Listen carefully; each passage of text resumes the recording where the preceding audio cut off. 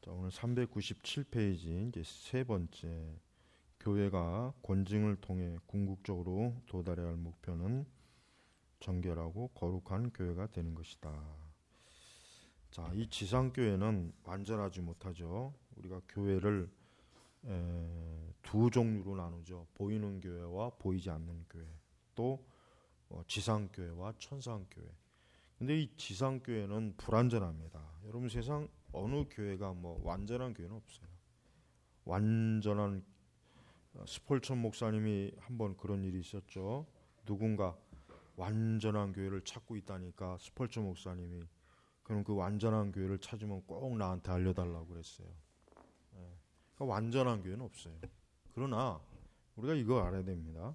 완전한 교회가 없다고 해가지고 교회가 부패하고 타락하는 걸 그냥 방치한다거나 그걸 그냥 본척만척한다거나 그거 전혀 신경 안 쓰는 거, 그거는 잘못된 거예요. 우리가 교회가 완전하진 않지만, 그러나 우리는 오늘 여기 나와 있는 것처럼 정결하고 거룩한 교회가 되기를 힘써야 되는 거예요. 그러니까 그런 노력과 그러한 그 일들을 그런 방식들을 추구하는 것은 중요한 것이란 말이에요. 그러니까 개혁이라고 하는 게 이제 바로 그거 아닙니까? 개혁이라고 하는 게 결국은 뭐겠습니까? 교회를 거룩하고 정결한 그리스도의 몸된 교회로 만드는 것. 그게 바로 개혁을 말하는 거예요. 그리고 그 개혁은 계속하는 거죠. 이젠 개혁이 다 됐다. 개혁할 필요 없다. 이게 아니죠. 그러니까 개혁된 교회는 계속 개혁하는 거. 이게 이제 우리가 이제 보통 종교개혁자들이 교회 개혁에 대한 그 중요한 원리죠. 계속 개혁. 그러나 우리가 그 말도 잘못 오해하는 사람들이 꽤 많은 것 같아요. 우리는 하나님의 진리 안에서의 개혁이지, 지금 진리 안에 잘 있는데 그걸 또 개혁한다고 오류로 빠뜨리는 사람들이 꽤 있어요. 참, 난 그런 사람들이 오히려 참 문제예요. 왜냐하면 교회가 예를 들면 여러분, 우리가 교회가 하나님의 진리 안에서 바르게 개혁이 되었으면은 그걸 잘 지켜야 되는 거예요. 그게 개혁이란 말이에요. 근데 우리가 지금 에큐메니칼하고 하는 그게 개혁입니까? 그건 개혁이 아니거든요. 근데 그걸 개혁이라고 하는 사람들이 많아요. 그러니까 이렇게 얘기하는 거죠. 이제 우리가 중세 시대 때는 천주교하고 이렇게 서로 싸우고 그랬지만은 이제 지금 우리 시대는 이제 서로 화해하고 이제 서로 이제 화목하고, 이게 개혁이다. 이렇게 말하는 사람도 있단 말이에요. 이게 에큐메니컬 신학자들이 이렇게 얘기를 해요. 근데 또 그 얘기를 듣고 또 옳다고 생각하는 사람들이 알지도 못하고, 그게 개혁은 아니죠. 그거는 개혁이죠, 개혁. 그러니까 무조건 교회가 개혁이 된다고 해가지고 아무 생각 없이 앞뒤 안 재고 그냥 나가는 게 문제가 아니라 진리의 토대에 있으면 거기에 굳게 서 있는 거, 그게 개혁이란 말이에요. 근데 잘 있는데 그걸 왜 쓸데없이 교회를 잘못된 대로 왜 교회를 끌고 가냔 말이에요. 그러니까 지금 우리 한국 교회를 지금 타락하게 하는 주범들이 누구냐면은 제일 큰 주범들이 에큐메니스트예요. 여러분, 신천지니 하나님의 교회니 무슨 통일교니 여호와의 증인이, 그들보다 더 심각한 게 이 에큐메니까 교회 일치 운동하는 사람들, 이 WCC 교회 일치, 이 사람들이 그 사람보다 100배, 1000배 더 나쁜 놈이에요. 더 적그리스도에 더. 정말 이걸 알아야 돼. 이걸 알아야 되는데 이걸 모르고 있어요. 우리 한국 교회가 정말 큰 문제는 이 드러난 이단보다는 정통이라고 하는 가면을 쓰고서 활짝 웃는 그 목사놈들, 신학자들, 그들이 정말 문제입니다. 그들이 지금 교회를 지금 파괴하고 있는 거예요. 파괴하고. 정말 이거를 정말 모든 우리 일반 신자들이 알았으면 좋겠어요. 모든 일반 신자들이 정말 알았으면 좋겠어요. 정말. 근데 이런 것들을 참 말하는 사람도 드물고, 또 이런 것들을 또 잘 이해하지도 못하니까 참 안타까워요. 그래서 우리가 바르게 개혁된 교회는 그걸 잘 유지시키는 게 그게 교회 개혁이란 말이에요. 근데 잘 있는데 왜 교회를 엉뚱한 곳으로 몰아가냐? 왜 엉뚱한 곳으로? 보수와 진보가 하나 되는 교회. 이 진보 측 교회는 저는 그건 교회가 아닙니다. 그건 마귀의 집단이에요. 물론 보수적 교회가 문제가 있죠. 보수적 교회가 좀 문제가 왜 없겠어요? 문제가 많아요. 그거 없는 건 아니에요. 그러나 근본적으로 그래도 보수적 교회는 어쨌든 교리적으로 그리고 정통을 그래도 내세우잖아요. 어쨌든 교리가 정통이면은 소망이 있단 말이에요. 당장 도덕적 윤리적으로 문제가 있어도 교리가 정통이면 언젠가는 돌아올 수 있는 여지가 있지만 교리가 잘못되면은 어때요? 돌아오는 다리가 끊어지는 거란 말이에요. 끊어지는 거. 그러니까 이 보수와 진보가 하나 된다는 그런 캐치프레이를 걸고 우리 한국 교회가 1990년도부터 아주 그런 지랄을 떨었어요. 아주 지랄을 떨었어요. 예? 그러니까 옛날에 그 60년대, 70년대 그 엄격하게 보수 진보를 외쳤던 그 목사님들이 다 죽고 나니까 그런 목사님들이 돌아가시고 나니까 그 뒤에 있는 그 다음 세대에 있는 지도자 놈들이 이제는 우리 보수와 진보 가지고 부활절 연합 예배도 보수 진보 함께 같이 모여서 그게 말이 됩니까 그게? 예? 그러니까 어떻게 우리가 그러니까 어떻게 예수 그리스도의 십자가의 구속을 안 믿는 것들하고 어떻게 부활절 예배를 어떻게 같이 드리냐고 어떻게 그런 자들하고 어떻게 우리가 저기 강단 교리도 하고 어떻게 예수님 손을 잡고 또 한쪽 손은 마귀의 손을 잡고 어떻게 그럴 수 있냐 이거 어떻게 여러분 이게 지금 너무 심각해요. 이게 얼마나 심각한지 모릅니다. 우리나라 교계 돌아가는 거 보면은 정말 말도 안 되는 일들이 너무 많이 일어나고 있어요. 너무 많이. 여러분 우리가 이런 현실을 좀 똑똑히 알아야 돼요. 이런 걸 모르니까 그냥 허황된 그 망상에 그냥 빠져갖고 정말 중요한 거는 모르고 몰라도 될 거는 그냥 뭐 자꾸 알고. 우리 머리까지는 그 대머리가 간음을 그게 중요한 게 아니에요. 그건 그놈의 책임이고 중요한 거는 교회 전체가 지금 어때요? 무덤 속으로 들어가고 있어요. 무덤 속으로. 근데 그 무덤 속에서 살아나려고 해야 그게 정상인데 더 무덤으로 기어 들어가겠다고 지금 애를 쓰고 있어요. 그러니까 우리가 이런 것들을 참 생각한다면은 참 그걸 뭐라고 참 표현할지 모르겠어요. 자, 우리 한 사람 한 사람의 죄를 삶 속에서 죽여야 하는 것처럼 공동체 가운데 파고들게나 스며든 죄를 제거해야 한다.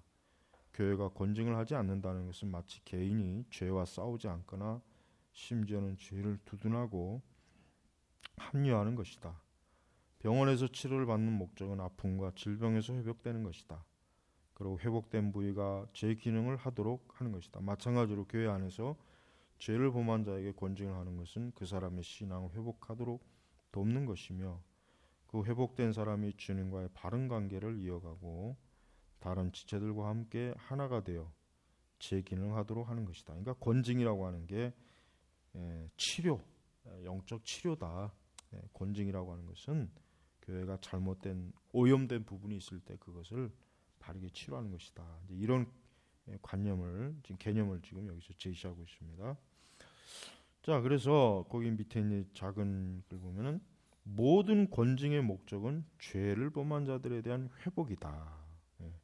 그러니까 우리가 죄를 범한 자들을 그냥 영원히 너 죄를 졌으니까 넌 지옥에 가야 돼, 넌 망해야 돼, 이게 아니라 그가 그 죄를 회개하고 다시 참 거룩한 성도로서의 그 삶을 다시 살도록 이렇게 해주는 거죠. 그게 권징이죠. 그게.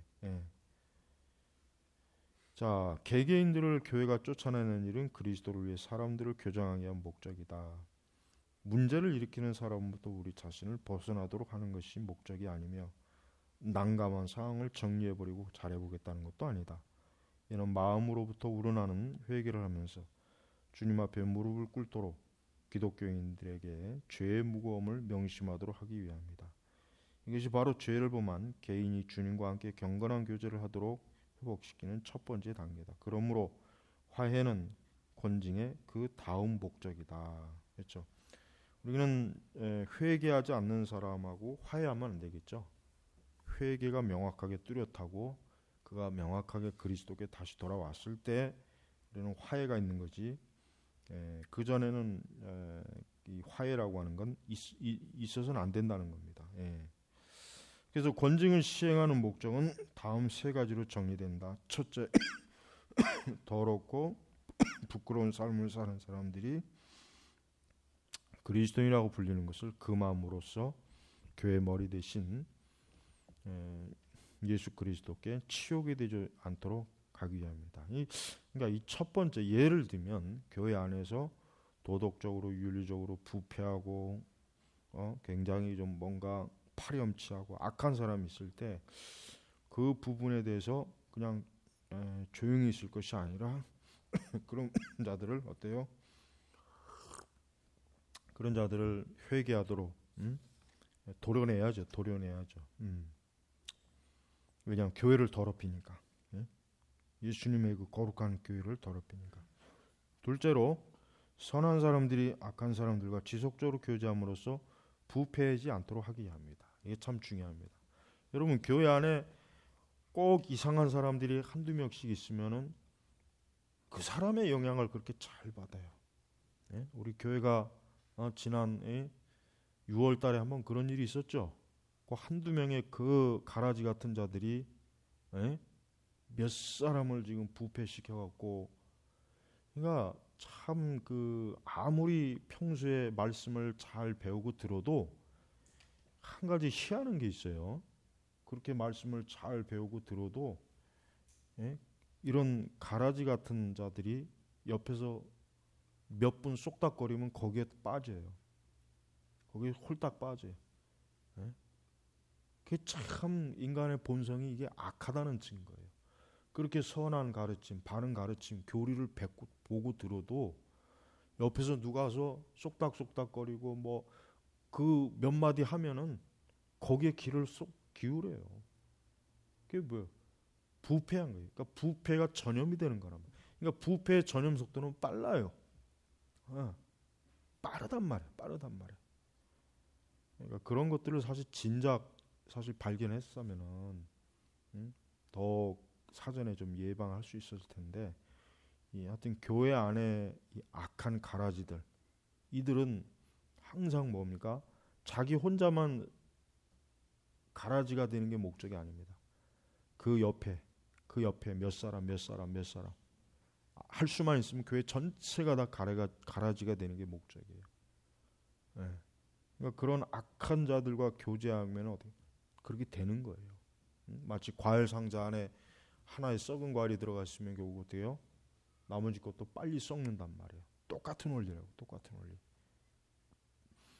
교회 안에 여러 하나님 말씀에 그 계명에 위반되는 짓을 하고도 아무렇지도 않게 뻔뻔스럽게 그냥 예배드리고, 그는 사람은 속일 수 있어요.